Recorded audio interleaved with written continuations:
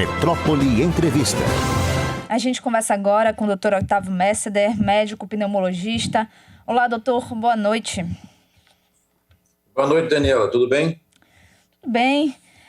Doutor, ontem, um dos maiores colégios de Salvador mais conhecidos, o Colégio Antônio Vieira, elaborou um alerta para os pais sobre o uso do cigarro eletrônico chamado vape, que está muito na moda, principalmente o uso com jovens.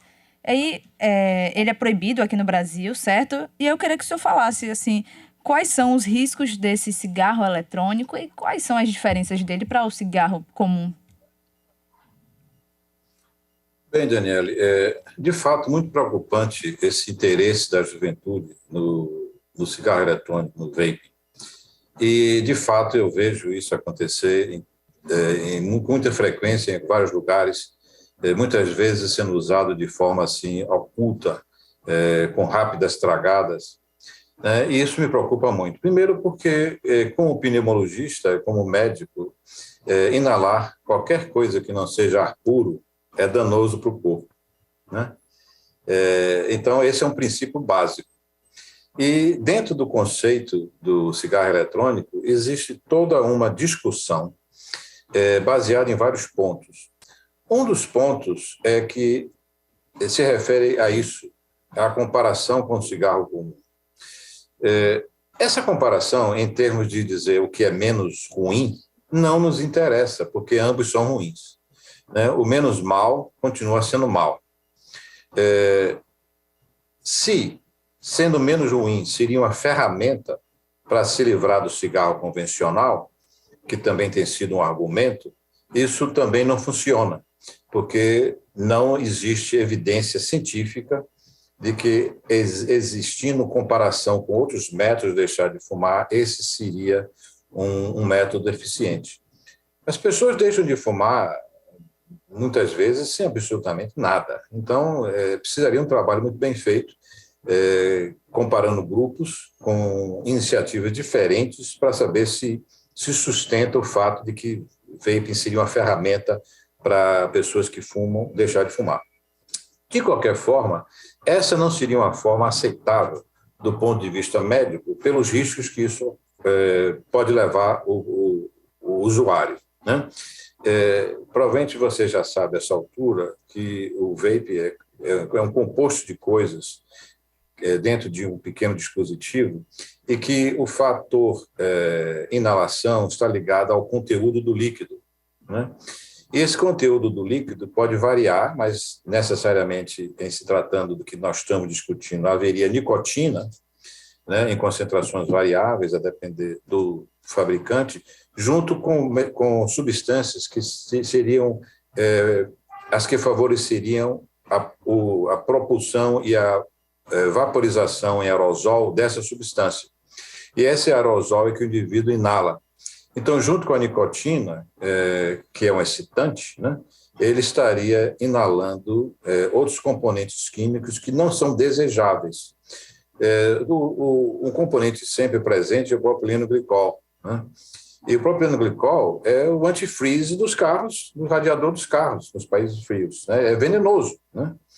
E não há dúvida de que, além de ser por si só uma substância indesejável para o corpo, ao fato de ser aquecido para se vaporizar, ele se transforma também em óxido propilênico. E só para falar de uma substância que a gente sabe que é por si só carcinogênica. Então, não se justifica que nós nos habituemos, em substituição ao cigarro, a inalar algo que é danoso. Sem falar no fato de que existe um alerta muito grande nos Estados Unidos para esse conteúdo inalado, né? Alguns anos atrás, houve um surto importante de jovens morrendo com insuficiência respiratória depois do uso de cigarros eletrônicos que continham THC e acetato de vitamina E. Esses casos em que houve dano da estrutura pulmonar com insuficiência respiratória, levando à intubação e muitas vezes à morte, foram relacionados a esse tipo de conteúdo. Existem conteúdos que, além da nicotina, têm os chamados flavorizantes, né, que são substâncias que dão sabor, que são substâncias variadas também, né, geralmente sintéticas. Então, para nós, médicos, principalmente para os pneumologistas, não justifica que se inale nada que não seja ar puro, né? E nós vivemos brigando para que a atmosfera seja limpa, para que a qualidade do ar seja boa, e, de repente, a juventude está usando o hábito de inalar substâncias, né, que podem ser variáveis. Então, é muito preocupante que isso esteja acontecendo de forma muito pesada entre jovens. Eu já vi isso em vários lugares, né? E só temos a lamentar. Então, minhas considerações iniciais seriam essas. Agora, doutor, assim, observando a questão geracional, o que traz de volta, depois de tantos anos de campanha com aporte do Estado, leis antifumos, lei antifumo, para coibir, para desestimular esse fascínio com o cigarro, com o tabagismo? Assim, o que traz de volta esse fascínio e como alertar os jovens que parecem não ter tanta relação, né, com o Estado, com as campanhas promovidas? A gente vê até por outras doenças, que os jovens, principalmente agora, assim, não tem tanta aderência, né? Como coibir isso no contexto atual? O contexto, antes de mais nada, ele tem que ser avaliado do ponto de vista histórico, né? Quando o cigarro apareceu, antes de nós termos ele como saúde pública, eu estou dizendo isso por uma questão histórica, ele veio baseado em duas coisas, né? Veio baseado no fato de ser uma droga, a nicotina, uma droga estimulante, e de fácil acesso e de adesão fácil e de hábito fácil, né? A nicotina, em décimos de segundos, chega ao cérebro, né? E, com isso, com a vida curta que tem, esse estímulo é sempre procurado em ser renovado. Junto com isso veio o charme, né? Muito bem explorado pelo marketing, né? Pela indústria. E durante muito tempo não se percebeu o dano que isso causava, né? Com o passar dos anos, porque o cigarro é cumulativo, né? Começou a se saber que aquilo era extremamente danoso para o corpo humano, sem falar no pulmão, que é o mais atingido. E com o tempo, como você disse, se fez muitas campanhas e grandes sucessos foram alcançados nisso, né? Hoje em dia, você entra num lugar, se tiver alguém fumando, você se sente mal. As pessoas começaram a ser segregadas se elas são fumantes, né? E se sentirem como tal. E o Brasil, inclusive, é um campeão em sucesso em matéria de redução de fumo, né? Pois bem, em substituição ao uso da nicotina como droga, já é um motivo para interessar as pessoas, porque é uma droga que é excitante, é uma droga que mantém seu cérebro mais ativo, né? A nicotina. Então, isso já é um motivo, quer dizer, uma substituição de algo que estava sendo execrado, né, por motivos, claro, de saúde pública, para algo que poderia talvez ser mais aceito. E aí entra aqueles mesmos processos, né? Indústria, propaganda, que de uma forma ou de outra ocorre, embora ela seja proibida aqui, seja proibida nos Estados Unidos, em muitos lugares, né? Isso continua sendo propagado. Existe o que chama-se peer pressure, que é a pressão dos seus iguais, né? Ora, se lembra quando o indivíduo fumava, ele era um indivíduo na escola que tinha certa admiração dos outros, ele fumava, os outros fumavam também, né?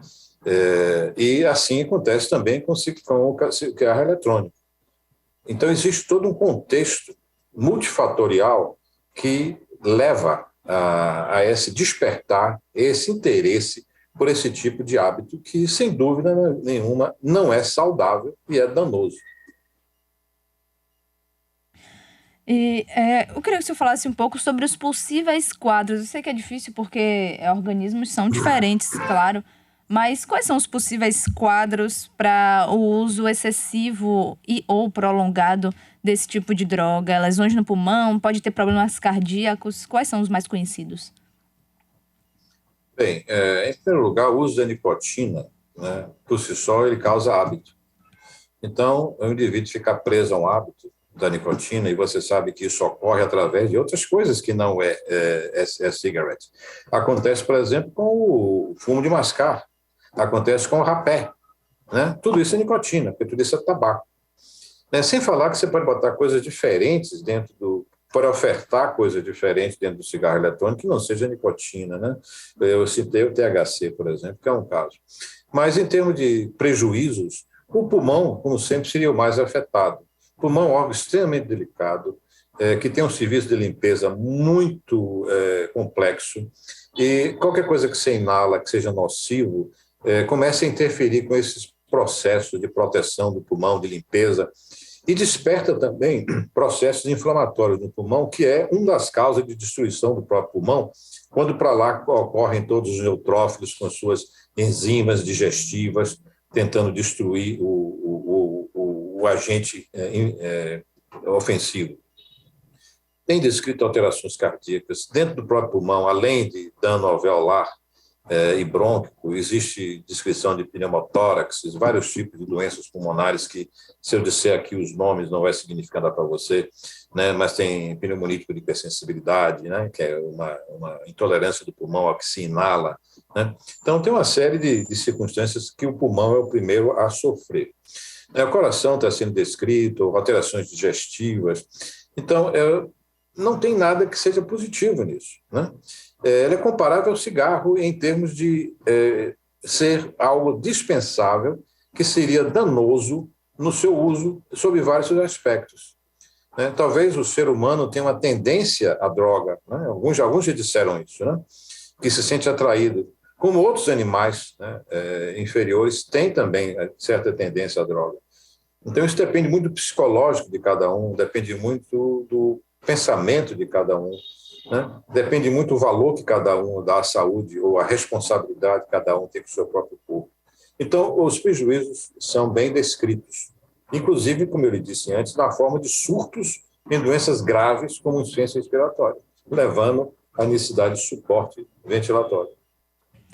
E tem características, por exemplo, que os jovens... Porque tem muitos jovens, quando a gente fala, não só de pessoas menores de idade também utilizando. Tem algumas características que os pais podem observar para saber se seus filhos... Eu sei que o passo mais saudável é sempre o diálogo, mas falando da realidade geral, tem características que começam a ficar quando esses prejuízos começam a aparecer? Olha, eu não conheço trabalhos que mostrem características no que diz respeito ao cigarro eletrônico.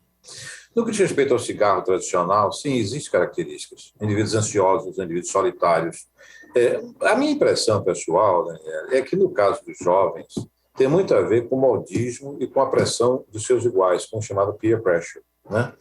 É uma novidade e pessoas com aquela definição americana do esse jovem é cool, ele é muito cool, e ele está usando isso, eu vou usar também, né? Então, eu acho que duas coisas, a nicotina em si, como excitante, e o modismo e o exemplo dos seus iguais, né? Então, eu identifico essas duas coisas, porque eu tenho observado um grupo de jovens reunidos para outras atividades, usando o cigarro eletrônico.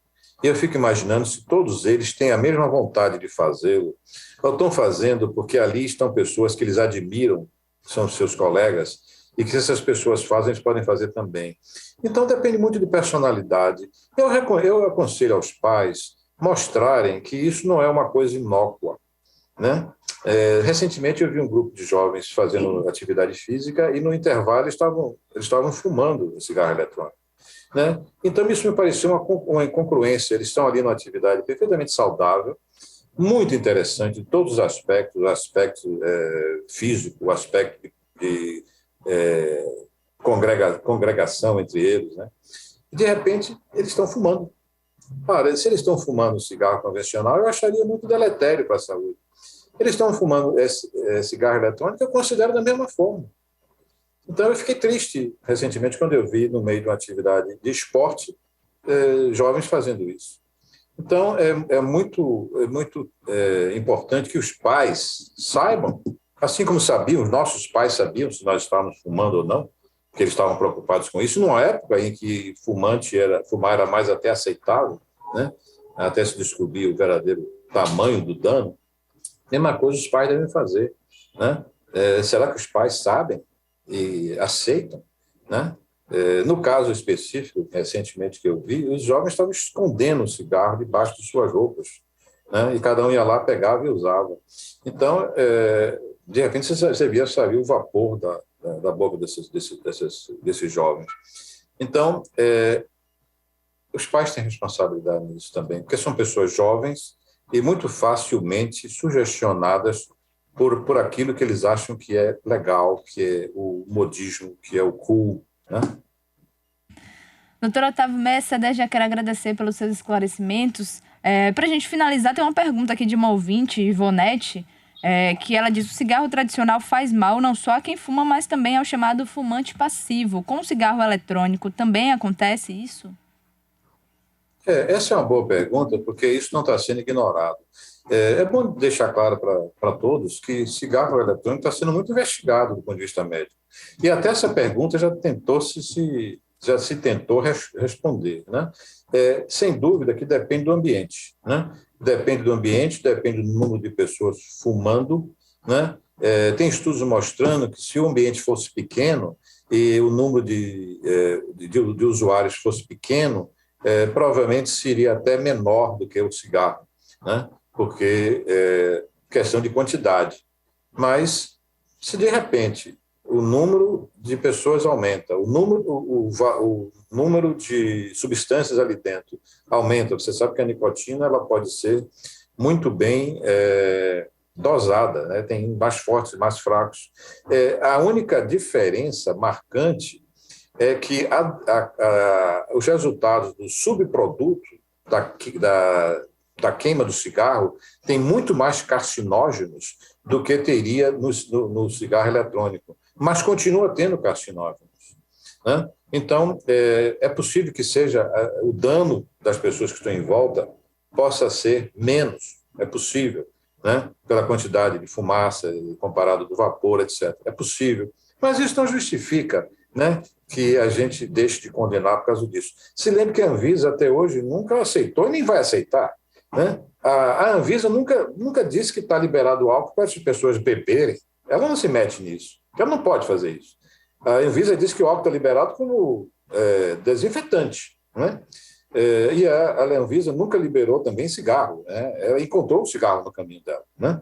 E eu duvido muito que a Anvisa algum dia vá abençoar o uso de uma coisa que é nitidamente nociva. Existe, eu soube, não sei detalhes, uma PL tentando legalizar ou normatizar, mas eu não sei detalhes sobre isso, não quero me envolver.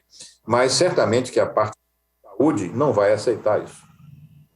Tá aí, a gente conversou com o doutor Otávio Messer, médico pneumologista. Muito obrigada, doutor. Uma boa noite para o senhor. Obrigado pela oportunidade de estar aqui com vocês.